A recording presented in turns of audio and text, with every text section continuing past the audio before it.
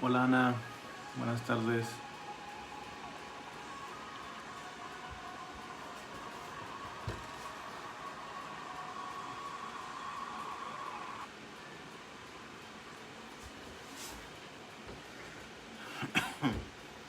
Está bueno, está bueno.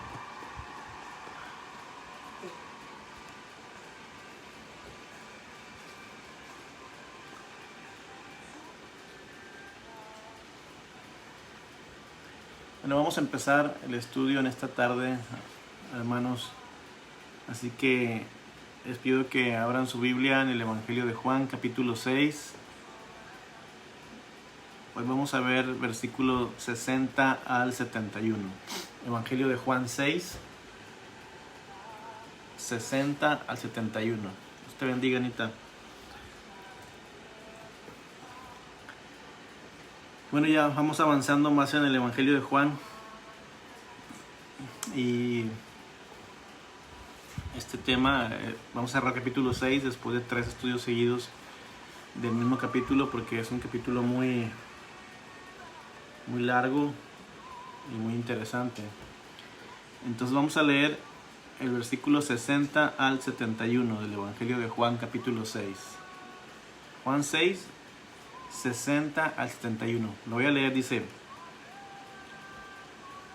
al oír las palabras, muchos de sus discípulos dijeron: dura es esta palabra, ¿quién la puede oír? Sabiendo Jesús en sí mismo que sus discípulos murmuraban de esto, les dijo: ¿esto os ofende? Pues que si viereis al Hijo del Hombre subir a donde estaba primero. El Espíritu es el que da vida, la carne para nada aprovecha. Las palabras que yo os he hablado son espíritu y son vida. Pero hay algunos de vosotros que no creen. Porque Jesús sabía desde el principio quiénes eran los que no creían y quién le había de entregar. Y dijo: por eso os he dicho que ninguno puede venir a mí si no le fuere dado del Padre. Desde entonces muchos de sus discípulos volvieron atrás y ya no andaban con él. Dijo entonces Jesús a los 12: ¿queréis acaso iros también vosotros? Le respondió Simón Pedro: Señor, ¿a quién iremos? Tú tienes palabras de vida eterna. Y nosotros hemos creído y conocemos que tú eres el Cristo, el Hijo del Dios viviente. Jesús le respondió: ¿no os he escogido yo a vosotros los 12 y uno de vosotros es diablo? Hablaba de Judas Iscariote, hijo de Simón, porque este era el que le iba a entregar y era uno de los 12. Bueno, en esta parte del Evangelio de Juan, el cual dividí en 3 partes, de este capítulo, perdón, lo dividí en 3 partes, nos habla de las palabras de vida eterna, que es la declaración más fuerte de esta última pequeña porción del capítulo 6. Realmente el centro de esta pequeña porción es la confesión que hace Pedro, que le dice: tú tienes palabras de vida eterna. Realmente se centra en eso, la enseñanza de estos versículos. Entonces, pero como quiera, vamos a empezar desde el versículo 60. Acuérdense que antes del versículo 60, él estaba dando un discurso diciendo que su cuerpo y su sangre tenían que ser comidos. O no hablaba de la Eucaristía, sino que estaba hablando del sacrificio que él iba a realizar, único y suficiente, y que tenían que participar de él para poder ser salvos, no tanto de tomar la Eucaristía o Santa Cena o comunión. Así que dice el versículo 60, cuando ya, después de que dijo esas palabras, el 60 dice: al oírlas, las palabras que acababa de decir, o lo que acababa de enseñar acerca de su cuerpo y de su muerte, dice: al oírlas, muchos de sus discípulos dijeron: dura es esta palabra. Ahora, hay otras traducciones para la parte donde dice dura es esta palabra, que no tanto habla de una palabra difícil de que te duela, sino más bien otras versiones, como por ejemplo la versión TLA o traducción del lenguaje actual, dice: difícil de aceptar es esta palabra. Es decir, que es muy difícil de aceptar lo que él está enseñando ahí. La palabra dura no significa que no la pudieran entender o que fuera una palabra de juicio, no. Así que ellos no esperaban comer literalmente su carne y beber su sangre, no estaba hablando de eso. Más bien el problema era en que ellos pensaban que al referirse a su carne y a su sangre hablaba de su sacrificio, obviamente de su muerte. Y todo el problema de esta enseñanza tiene que ver con la necesidad de que Jesús tenía que morir, y a ellos les parecía muy difícil que Jesús muriera. Así que fue muy desagradable para ellos cuando les dijo: voy a morir, van a comer mi carne y mi sangre. No dura de entender, sino dura de aceptar que Él había descendido del cielo y que traía beneficios espirituales, que no pensaba establecer un reino terrenal y que finalmente iba a morir. Eso era lo duro. Buenas tardes, hermana Sarita, Dios le bendiga. Así que esta enseñanza de Jesús era muy dura de entender, porque hablaba de la muerte de Jesús. Así que ellos querían un Mesías que fuera un libertador y que fuera un rey. Por ejemplo, si leemos Mateo 13:36, les dice: explícanos la parábola de la cizaña del campo, porque no la entendían. Y luego Jesús les explica la parábola de la cizaña y les dice exactamente lo que tenían que aprender de esa parábola.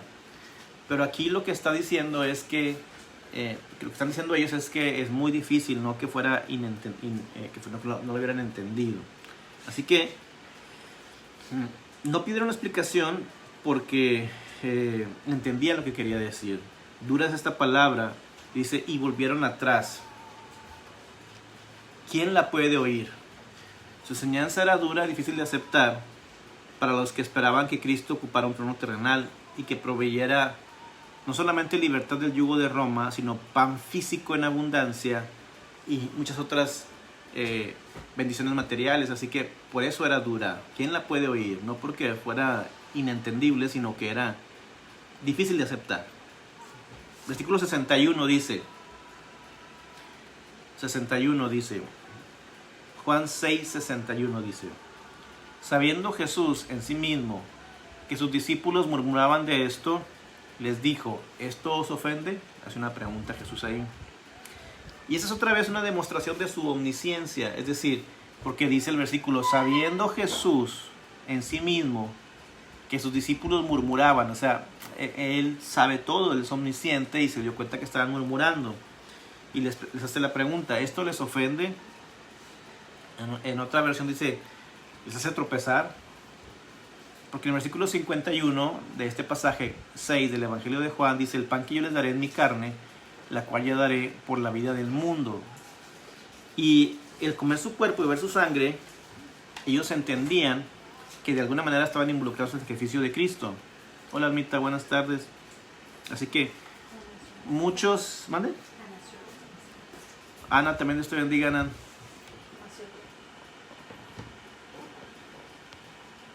¿Sí me oyen bien? Dios te bendiga, Anita. ¿Sí me oyen bien?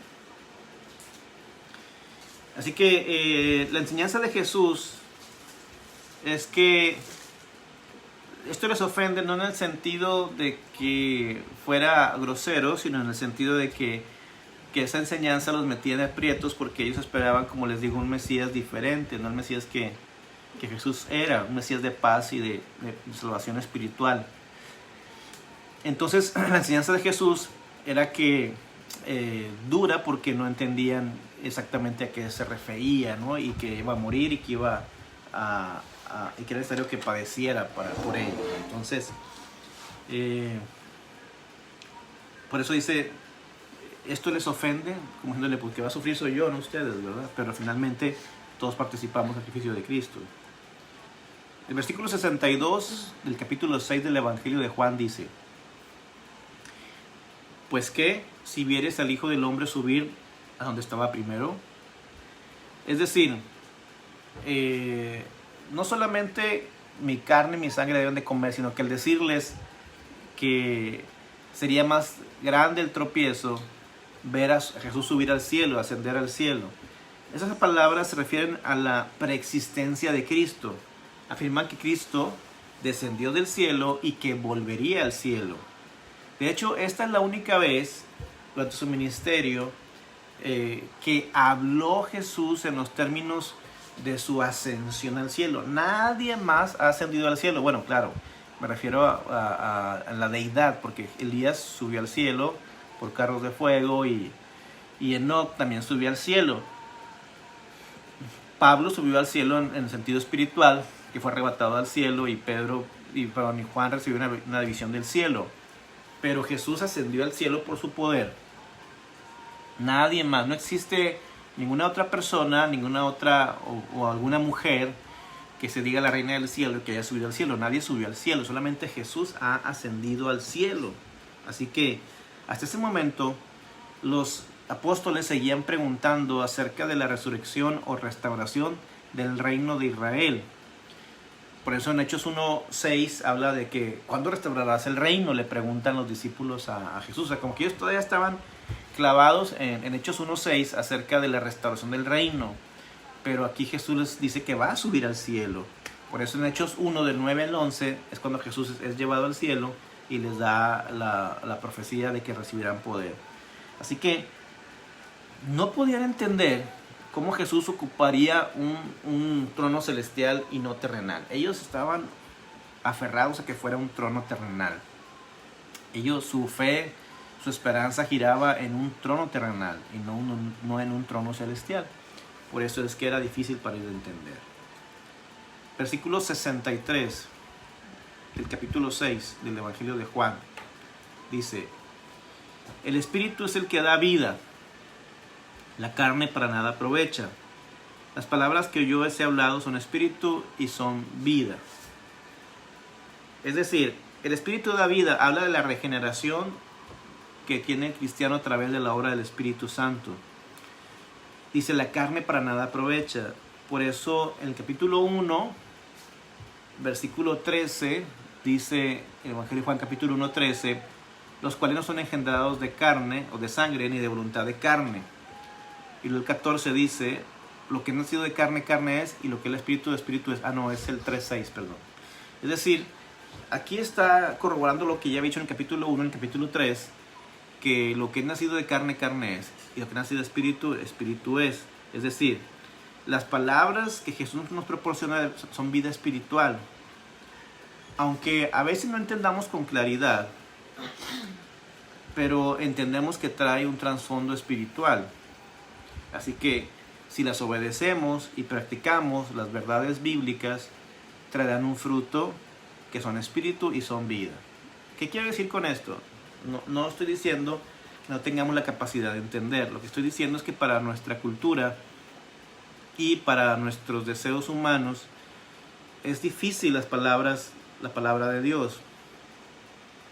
Porque, por ejemplo, dice Mateo 6:33, algo que todos hemos recitado alguna vez, un versículo que mucha gente conoce de memoria, pero que en realidad pocos aplicamos en ese sentido en nuestra vida. Mateo 6:33 dice, mas buscad primeramente el reino de Dios y su justicia, y todas estas cosas os serán añadidas. Entonces, lo recitamos y lo sabemos de memoria, pero verdaderamente buscamos el reino de Dios y su justicia, porque si buscáramos el reino de Dios y su justicia, nuestra conducta sería muy diferente. Entonces eso me hace pensar a mí que realmente no buscamos el reino de Dios y su justicia, sino que buscamos un poquito de Dios, pero nos falta buscar más de Dios. O por ejemplo, cuando leemos en Mateo 5 las bienaventuranzas y el oíste que fue dicho, no sé, por ejemplo, oíste que fue dicho ojo por ojo, diente por diente, pero yo os digo, amad a vuestros enemigos, bendecid a los que os maldicen. Entonces, realmente esas palabras, claro que las entendemos, pero son palabras duras que no llevamos a la práctica. Sin embargo, si ponemos en práctica la palabra de Dios, traerá a nosotros un espíritu y una vida fuerte espiritual, obviamente. Así que debemos creer con todo el corazón en la fuerza y vitalidad inherente de la palabra de Cristo, porque es palabra de Dios, porque produce fe, porque nos hace sabios para salvación, porque efectúa el nuevo nacimiento, porque purifica nuestras almas, santifica nuestras almas, nos hace libres y nos da la herencia celestial. Hermana Porfiria, Dios la bendiga, buenas tardes. Así que con estas palabras Cristo da el resumen, o dice más bien, nos confirma que el espíritu es superior a la carne. Hermana Panchita, Dios la bendiga, saludos a su familia. Por eso, ahí mismo en el capítulo 6 del Evangelio de Juan capítulo 6, versículo 27, dice: trabajad no por la comida que perece, sino por la comida que a vida eterna permanece, la cual el Hijo del Hombre os dará. Y eso me confirma que es difícil para nosotros entender, aplicar más bien la palabra de Dios. La entendemos. Jesús dice: si no perdonan a sus hermanos sus ofensas, tampoco nuestro Padre os va a perdonar a ustedes las ofensas. ¿Qué tiene de difícil eso? Eso es súper fácil. O sea, Jesús está diciendo: si tú no perdonas a tus enemigos, o tú no perdonas que te hace daño, tampoco mi papá te va a perdonar a ti. ¿Qué tiene eso difícil de entender? Nada. Está totalmente comprensible. Pero ¿cuántos lo practicamos? ¿Cuántos perdonamos sinceramente al que nos ofende? No tiene nada difícil, pero no lo hacemos. ¿Por qué? Porque las palabras son vida. La palabra de Espíritu es vida, pero nosotros nos aferramos a la carne.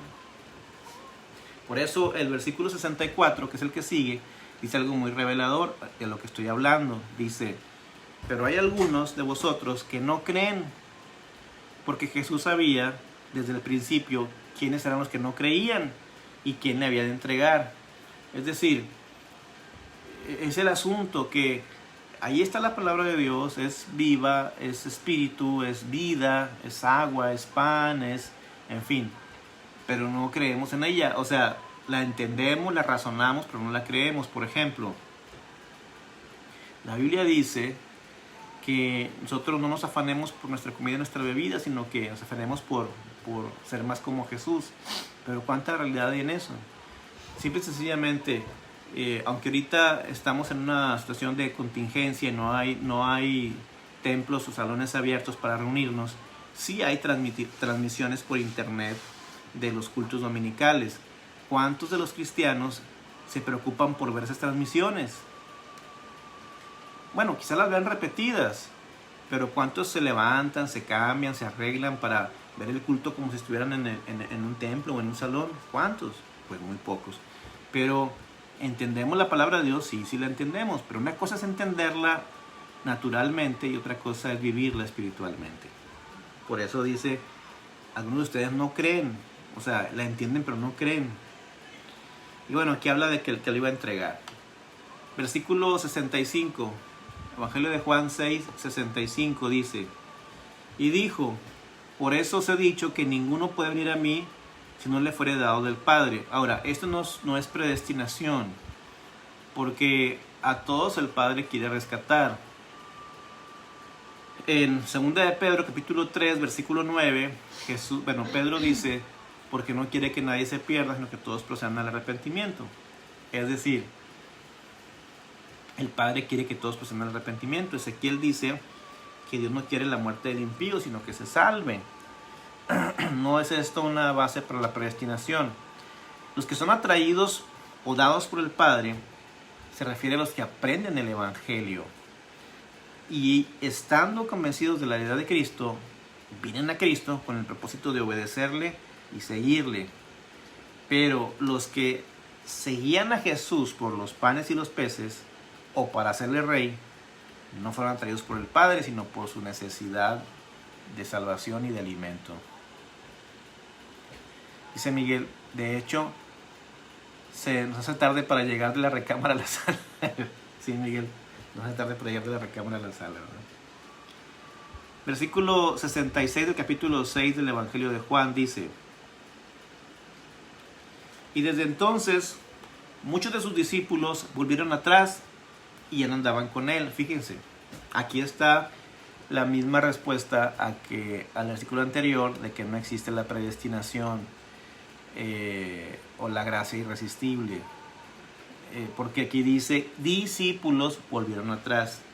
Es decir, ya eran discípulos de Jesús y volvieron atrás. No se refiere a los 12 apóstoles, se refiere a los otros discípulos que seguían a Jesús. A Jesús lo seguían pues entre 100, 120 personas y a veces hasta más, hasta miles. pero cuando viajaba ya de una región a otra, pues solamente le seguían unos 100 más o menos. Volvieron atrás a lo que habían dejado, a su vida anterior. Porque en el 6:34 hay una frase que dice, danos este pan siempre. Es decir, buscaban lo material, como el maná o el pan que le dio a los 5,000. Ellos buscaban este pan material siempre. Cuando se dieron cuenta de que Jesús no les daría pan material, pues volvieron atrás.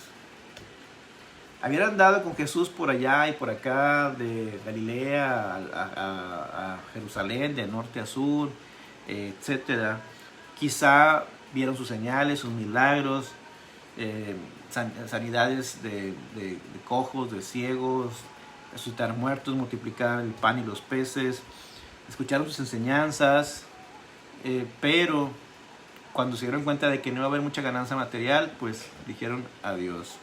Y con esta enseñanza, Jesús separó a los verdaderos creyentes de los que le seguían solamente por interés y que querían hacerle rey. Estos demostraron que no fueron atraídos o dados por el Padre, sino que se habían acercado a Jesús con propósitos ajenos a la voluntad de Dios. Es mejor que no, dice el apóstol Pedro en su segunda carta de Pedro, capítulo 2, versículo 20, que los que gustaron el don celestial y el Espíritu Santo y volvieron atrás, mejor les hubiera sido no haber conocido que volver atrás del santo mandamiento, ¿verdad? Porque son como la puerca lavada que vuelve al cieno y el perro que vuelve a su vómito, ¿verdad? Entonces, es mejor que ni siquiera hubieran venido, pero si vinieron a Jesús por interés material o carnal y regresaron atrás porque no les fue como ellos esperaban. Y la verdad es que sí hay mucha gente. Yo tengo como pastor 23 años y como cristiano tengo 28 años. Y entre estos 28 años de vida de fe, yo me convertí a los 16 años, era un adolescente. Y he caminado ya 28 años en Cristo. Y en ese tiempo he visto mucha gente que ya no está en el Evangelio. ¿Y por qué ya no está en el Evangelio? Por el simple hecho de que a veces Jesús no les responde como ellos pensaron que les iba a responder. Por ejemplo, tuve un amigo que predicaba y era un evangelista nato. No había ido a ningún seminario y exponía muy bien la palabra de Dios. Y sin embargo, ahora no es cristiano. Y cuando yo en su momento lo confronté para pedirle que regresara al Evangelio, él me decía que no iba a regresar porque Jesús no le contestó la petición de sanar a su mamá con cáncer. Y me dice, David, yo no le pedí un carro ni le pedí una casa. No le pedí dinero ni trabajo, no le pedí venganza ni le pedí conocimiento. Lo que le pedí fue sanidad para mi mamá enferma de cáncer. ¿Es válida mi petición o no? Claro, tu petición es válida, pero Dios no está obligado a contestar como tú quieres. Tu mamá murió por el cáncer, pero está sana en la presencia de Dios. ¿Qué es mejor? Le decía yo a él. ¿Es mejor tener a tu mamá aquí en la tierra sufriendo con cáncer o es mejor que esté en la presencia de Dios sana, completamente nueva, sin llanto ni dolor, donde todas las cosas son hechas nuevas? Entonces él no lo pudo entender y regresó atrás. Ahora no es cristiano, porque de pronto queremos que Dios nos conteste como nosotros pensamos que debe de contestar, que se hagan las cosas como yo pienso que se deben hacer, que se actúe como yo pienso que se debe de actuar, que se piense como yo debo de pensar. Y si no sucede así, entonces yo me enojo y me voy. Y eso es lo que pasaba con muchos discípulos, que cuando Jesús les dice que su reino no era terrenal y que él no sería ungido rey de Israel y que él no traería la libertad de Roma, pues se fueron atrás, es decir, dejaron de seguir a Cristo. Pero dice Jesús que ninguno que pone su mano en el arado y voltea para atrás es digno de él, ¿verdad? Versículo 67. Dijo entonces Jesús a los 12: ¿queréis acaso iros también vosotros? Aquí es una pregunta muy difícil. Yo no creo que un siervo de Dios tenga que ser duro. No sé por qué no puedes compartirla, Miguel Ángel Ruiz, pero debe haber una posición ahí. Discúlpame, ahorita lo reviso.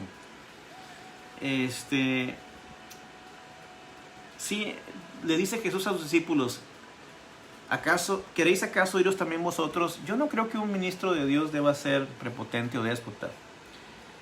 A mí se me ha acusado de ser prepotente y déspota, pero Dios es mi testigo, y Dios que me escuche y me ve, que nunca he tratado mal a nadie en la iglesia, no he sido déspota ni prepotente. Sí he sido a veces directo y frontal con la palabra de Dios, pero nunca he ofendido a nadie, ni los he humillado, ni planeo maquiavélicamente cosas para... Pero Jesús era muy directo. Jesús les dijo, bueno, ¿qué quieren? ¿También se quieren ir? Órale, váyanse. Así, en términos coloquiales o contextuales, hablando en nuestro tiempo, el año 2020, Jesús les dijo, si quieren ir, pues órale, váyanse. Entonces, yo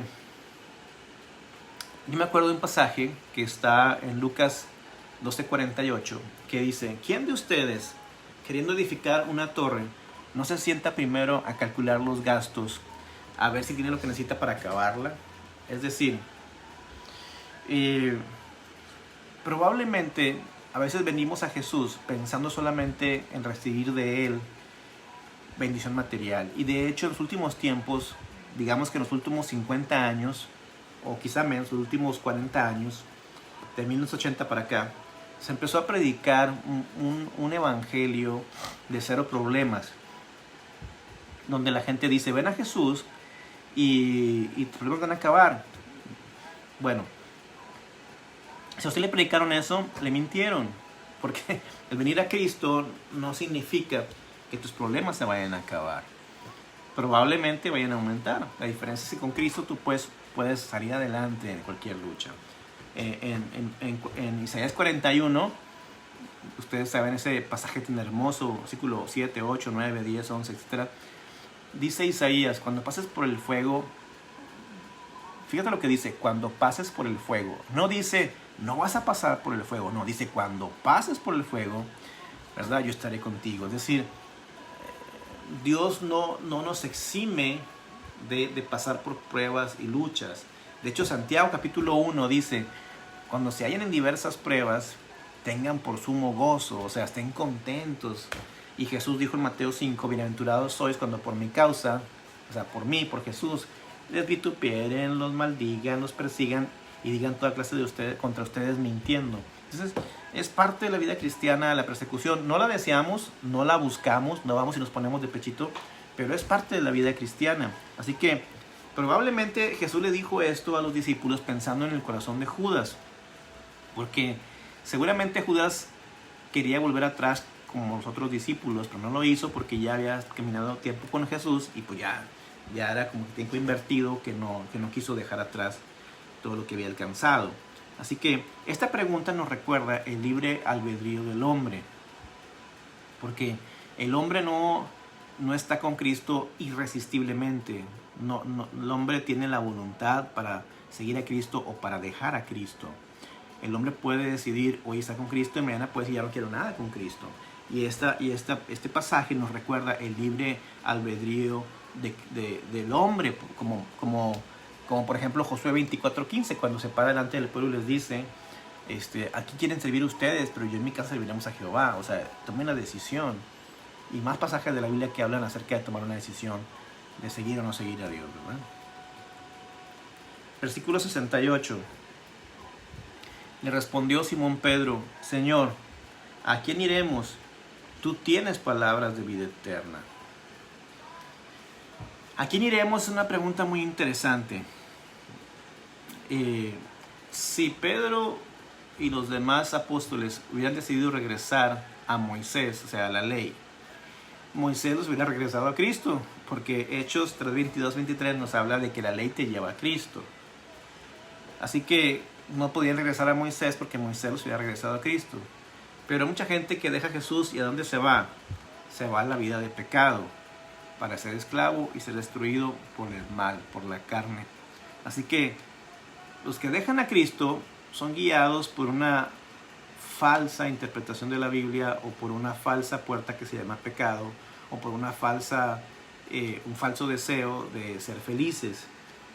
Porque realmente el que deja a Cristo pues queda totalmente desprovisto de la ayuda divina, de la fe, de la salvación, de la protección de Dios.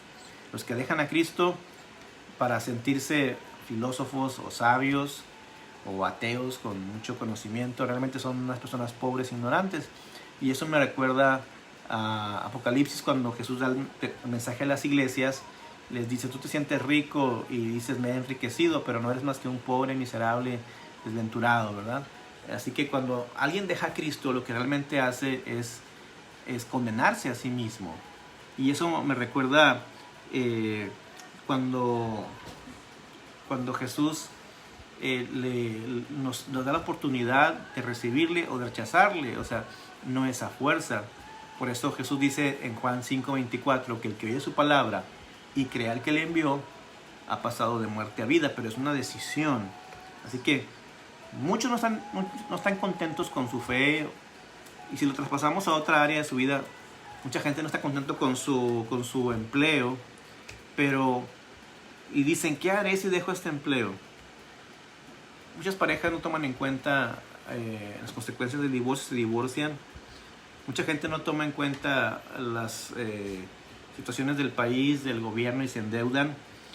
Muchos no toman en cuenta la seguridad y se aventuran a viajar de noche por carreteras peligrosas. Entonces mucha gente no toma en cuenta su contexto y toma decisiones equivocadas. Y dejar a Cristo es la decisión más equivocada que pueden tomar. Por eso dice: al dejar a Cristo, ¿a quién iremos? ¿Alguna otra persona tendrá palabras de vida eterna? Si no luchamos por conservar nuestra salvación, ¿cuál será nuestro destino? Si algún discípulo de Cristo se aparta de él y vuelve atrás, ¿a dónde irá? ¿Al catolicismo? ¿Los testigos de Jehová? ¿A la atalaya? ¿A los mormones? ¿A los vicios? ¿A la mentira? ¿Al robo? ¿Al asesinato? Pedro dice: tú tienes palabras de vida eterna. ¿Por qué? Porque Jesús dijo de sí mismo: soy el pan de vida, soy la luz de vida, el agua de vida, el árbol de vida, palabras de vida eterna. Así que Pedro y los otros apóstoles estaban persuadidos de la deidad de Cristo y le seguían con lealtad, aunque no siempre entendían perfectamente sus enseñanzas. A excepción de Judas, ¿verdad? Los otros 11 estaban persuadidos de Cristo. Y yo veo a Jesús con 12 discípulos, y uno le falló, uno lo traicionó, uno lo dejó y lo entregó. Si a Jesús se le fue uno, se le perdió uno, imagínense nosotros. 6:69 dice, capítulo 6, versículo 69, el Evangelio de Juan dice: y nosotros hemos creído y conocemos que tú eres el Cristo, el Hijo del Dios viviente. Pedro y los demás creían esto. Aunque otros discípulos que seguían a Jesús, no los apóstoles, sino otros discípulos, volvieron atrás para no andar con Jesús, Pedro y los otros 10 creían en Cristo. Esta confesión fue hecha en Capernaum. Y también Pedro confesó a Cristo en Cesarea de Filipos. Y Pedro dice: nosotros. O sea, Pedro contesta por los otros apóstoles, tomando el liderazgo y diciendo: hemos creído y conocemos que tú eres el Cristo, el Hijo del Dios viviente. Esa declaración lo hace igual a Dios, lo hace Dios mismo. ¿Tiene? Una declaración muy profunda y muy fuerte. Versículo 70 dice: Jesús les respondió: ¿no os he escogido yo a vosotros los 12 y uno de vosotros es diablo? Fíjese qué importante leer esto adecuadamente. No dice siempre ha sido diablo, sino es diablo en este momento.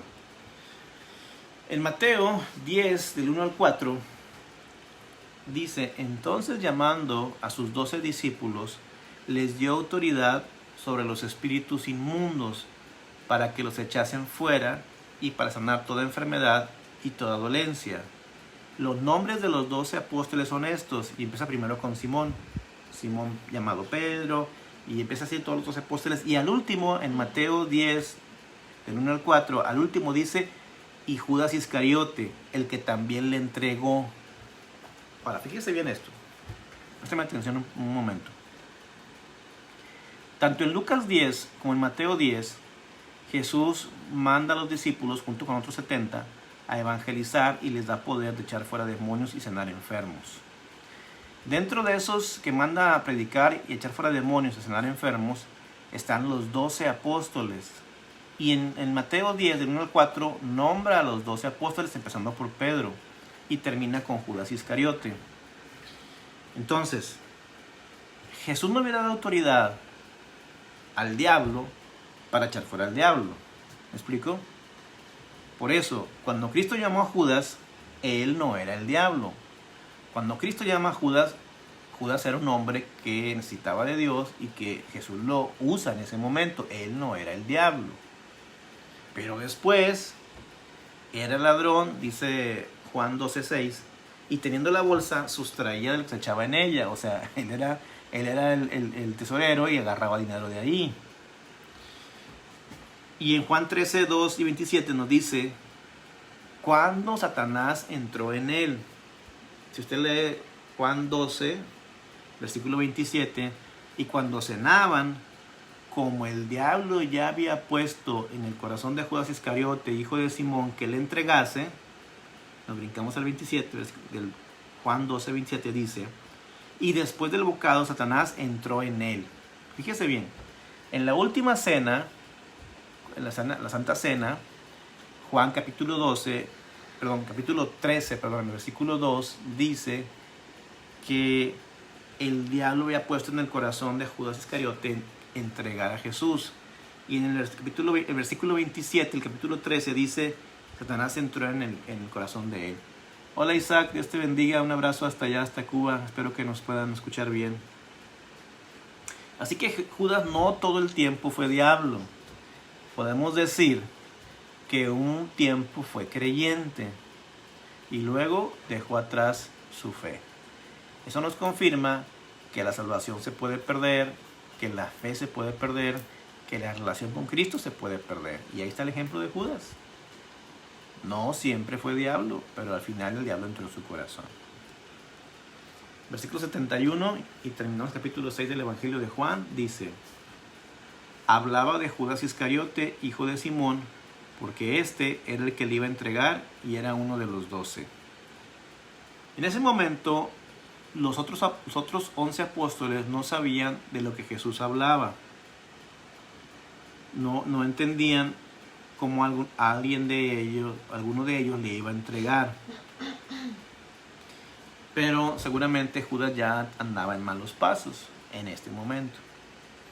Yo me pregunto, ¿habría seguido Judas como discípulo de Cristo si Cristo hubiera aceptado la propuesta de ser rey terrenal? Yo creo que sí, por conveniencia. Pero como Cristo develó sus planes de no ser un rey terrenal, de no acabar con Roma y de no llenar sus bolsillos de dinero ni de pan, Judas decidió ya no seguir a Jesús porque ya no le interesaba un Salvador, un Mesías espiritual, a él le interesaba un Mesías material. Y hoy mucha gente en las iglesias, si entendieran y se dieran cuenta que Dios no necesariamente nos promete bendición material, ¿seguirían adelante? No digo que no nos dé, sí nos da, porque la Biblia dice en Mateo 5 que hace llover sobre buenos y malos y salir el sol sobre justos e injustos, lo sabemos y entendemos eso. Y toda bendición y toda dádiva desciende de lo alto del Padre de las luces, entendemos eso. Pero Dios no está obligado, así como lo está escuchando usted, Dios no está obligado a darnos todo lo que le pedimos. Y yo me pregunto, ¿habrá gente en la iglesia que cuando se entere que Dios no está obligado a dar lo que le pide, seguirá a Cristo? Me encanta, vaya conmigo a la carta a los Hebreos, quien quiere que la haya escrito. Me encanta un pasaje, un versículo, o dos versículos. Vaya a Hebreos capítulo 11, y los últimos dos versículos de Hebreos 11, se los voy a dejar de tarea. Hebreos 11, versículos 39 y 40. Léanlos y el jueves los comentamos. Pero Hebreos 11, 39 y 40 dice, y todos estos, hablando de los padres de la fe, usted puede leer Hebreos 11 del 1 en adelante hasta el 38. Hebreos 11, 1:38 va a leer todos los padres de la fe, Abraham, Moisés, y ahí vienen muchos nombres de personas que fueron gente de fe. Pero el 11:39 dice, y todos estos, aunque alcanzaron buen testimonio mediante la fe, ¿qué dice? No recibieron lo prometido, proveyendo Dios alguna cosa mejor para nosotros, para que no fuesen ellos perfeccionados aparte de nosotros. El jueves lo comentamos estos dos versículos, pero ¿qué pasaría si la gente de las iglesias hoy se entera de que Jesús no está obligado a bendecirlos materialmente? ¿Qué pasaría? Bueno, Dios los bendiga, espero que hayan recibido con fe este estudio y que sea de bendición para sus vidas. Nos vemos el jueves a las 7:30 de la tarde para el capítulo 7 del Evangelio de Juan.